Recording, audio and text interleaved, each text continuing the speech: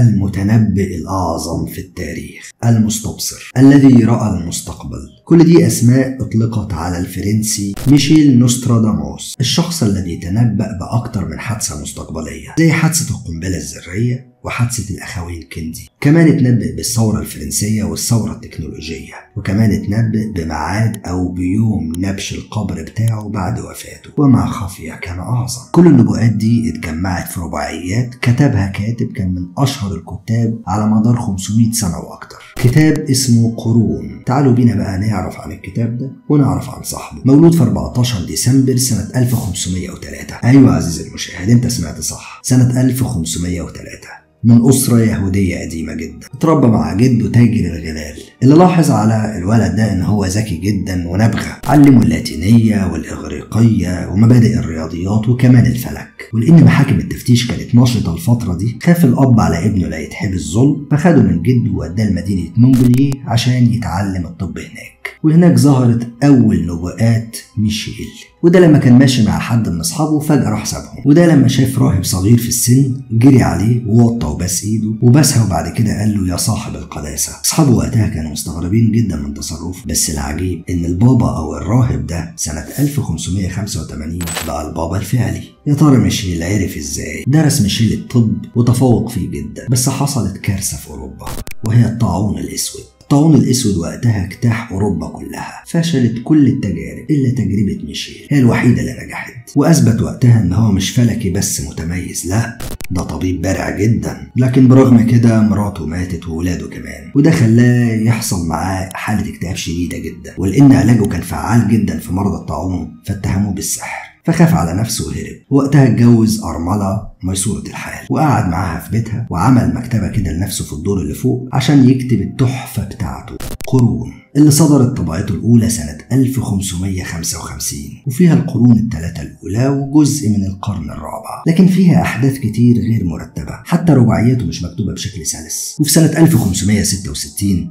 اكتملت القرون العشرة في طبعة قرون وقتها، وهي نفس السنة اللي مات فيها ميشيل. أما بالنسبة بقى للنبوءات اللي في الكتاب، فالمطلع عليها يذهل من كمية النبوءات اللي اتحققت من وقت صدور الكتاب لحد وقتنا ده. لكن لازم نعرف وقتها ميشيل كان بيعرف النبوءات دي ازاي. في بداية الكتاب ميشيل كان بيشرح ازاي كانت بتجيله النبوءات دي، إنها موضوعة على حامل ثلاثي القوائم، حامل نحاسي، شعلة واهية تندفع في قلب الفراغ، وطالما ينبغي أن تؤمن به وترى ما ينبغي أن تؤمن به لأنه باطل. هنا ميشيل بيوصف بالظبط ازاي النبوءات بتجيله، انه بيقعد لوحده مع شعلة فيها حامل نحاسي بها 3 رجول، وفجأة بيظهر وميض من قلب الفراغ ده فبيشوف النبوءات دي، وبينفي بعدها بقى طبعا تهمة ان هو بيعرف المستقبل عشان ما يتقبضش عليه. منتهى العبقرية. خلونا بقى نستعرض النبوءات دي شوية مع بعض. في الحرب العالمية الثانية قدرت زوجة وزير الدعاية النازي انها تحصل على الكتاب. قرت النسخة دي بتمعن شديد جدا، لكن اكتشفت حاجات مذهلة قوي، ومن ضمنها مفاجأة خلتها تصحي جوزها من نومه عشان تقول له عليها. ولما صحي وزير الدعاية وقرا اللي مراته قرته ما كانش مصدق عينيه، والحقيقة انها ما كانتش حاجة تتصدق فعلا. والحاجة دي هي الرباعية اللي قرتها مراته وهو من بعدها،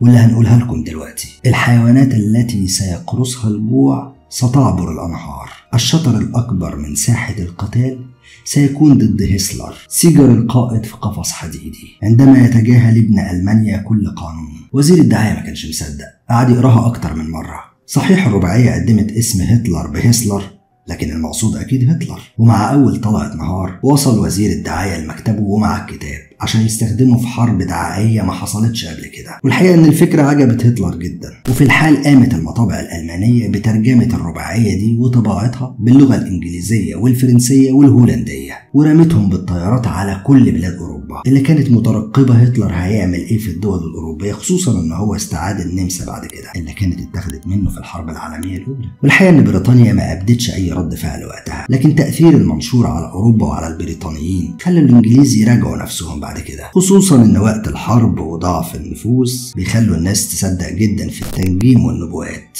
ولان المواجهه لازم تكون بنفس السلاح، جمعت بريطانيا كل الرباعيات اللي موجوده في كتاب قرون اللي بتشير الى هزيمه المانيا في الحرب وانتحار هتلر وحصار برلين، وترجمته بالالمانيه ورمته في كل بلاد اوروبا ومن ضمنهم المانيا كمان. وبكده أصبح ميشيل جزء من الحرب العالمية الثانية بعد موته ب400 سنة كاملة. وفي نبوءات قريبة جدا لزمنه، لعل أشهرها الثورة الفرنسية اللي كتبها بالتاريخ واللي كانت سنة 1789، بل وكمان وصفها وصف دقيق جدا، وده لما قال: من العامة المستعبدة حماسة ومطالب وأغنيات، فيما يوضع الأمراء والملوك أسر السجون، هؤلاء يستقبلهم حمقاء دون رؤوس في المستقبل باعتبارهم مصلون مقدسون. وفعلا اندلعت في الوقت ده الثورة الفرنسية بالأغنيات والحماس، وفعلا اتحط الملوك والأمراء في السجن، ورؤوسهم اتقطعت عن طريق المقصلة الشهيرة،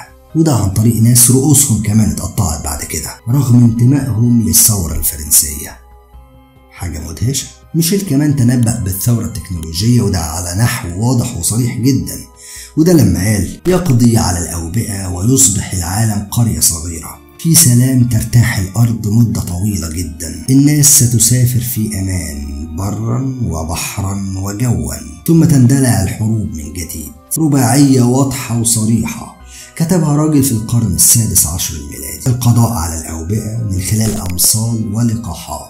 الناس تسافر في الجو، حتى مصطلح قرية صغيرة اللي ابتدى في وقت تكنولوجي قريب كان أول واحد قاله هو ميشيل، وده كان في القرن السادس عشر الميلادي. حتى وفاة الأخين كيندي في القرن العشرين ميشيل تنبأ بيهم. في الأول جون كينيدي في حالة الاغتيال الشهيرة في دالاس، والتاني هو روبرت اللي مات بعدها ب5 سنين أثناء ما كان بيحتفل بنتيجة الانتخابات. والحادثتين دول سببوا قلق كبير جدا في إنجلترا وفرنسا وإيطاليا. وميشيل وصف الحادثتين دول لما قال: الرجل العظيم تصرعه الصاعقة في النهار، فعلة أثيمة تنبأ بها الملتمس، وبعدها سيخر الآخر صريعا في الليل. صراع فرنس ولندن وتسقانيا، حاجة خارقة وما ينفعش تتصدق أبدا. ده غير كمان إن هو تنبأ القنبلة الذرية اللي اتضربت على هيروشيما. ده وصفها وصف دقيق، وصف واحد شاف كل حاجة وقتها. قال ايه بقى؟ قرب الميناء وفي مدينتين كبيرتين تحدث كارثتان كبيرتان لم تحدث مثلهما من قبل: جوع طاعون وأناس يطرحون خارجا بسيف الحرب، بكاء وذراع لله للحصول على المساعدات والإنقاذ. نبوءات ميشيل ما كانتش على مستوى الأحداث بس، لكن كمان على مستوى الأشخاص وبأسمائهم الواضحة. وأشهر رباعية كانت لويس باستيل،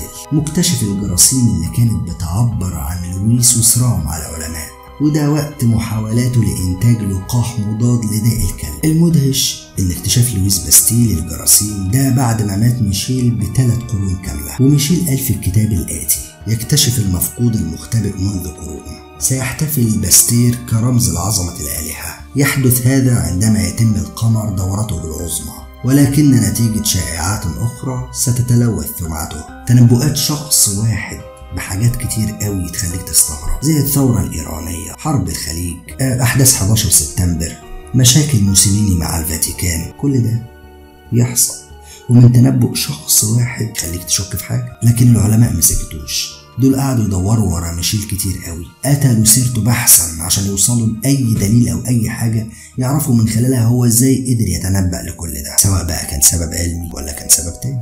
البعض قال إن هو امتلك هبة، والهبة دي اسمها ما لم يحدث بعد، والهبة دي كبرت لما جده علمه الرياضيات والفلك من صغره. والبعض قال إن مواجهته للطاعون الأسود وهو صغير خلى بعض الحاجات الكيميائية في المخ عنده تتغير، تخليه يبقى مستبصر للمستقبل أكتر، خصوصا إن بدأ الكتابة في فترات الطاعون الأخيرة. في أيام صدور الكتاب بتاعه واحد شكك في قدرات ميشيل، فعزمه عنده في البيت وسأله، كان قدامه خنزيرين، واحد أبيض وواحد أسود، فسأله يا ترى صاحب البيت هياكل أنهي واحد فيهم؟ فميشيل قال له هياكل الأسود لأن الأبيض فيه ذئب هياكله. وهنا صاحب البيت راح ذبح الخنزير الأبيض وقفل على الباب عشان يثبت إن ميشيل ما بيتنبأش. لكن كان فيه ذئب هجين مربيه صاحب البيت، جري وخطف الخنزير الأبيض وهرب، فما كانش قدامهم حل غير ذبح الخنزير الأسود. مستحيل تكون دي صدفة أبدا. وآخر نبوءة ليه كان بينه وبين طبيبه الشخصي. بعد ما مرض ميشيل بداء النقرس ورقد في سريره تماما، قال للطبيب إن دي آخر مرة هيشوفه فيها، لكن الطبيب كان بيقول له أنت حالتك بتتحسن وأنت كويس. ميشيل قال للدكتور إن دي آخر مرة هتشوفني فيها. الدكتور قال له على الأقل هشوفك جثة.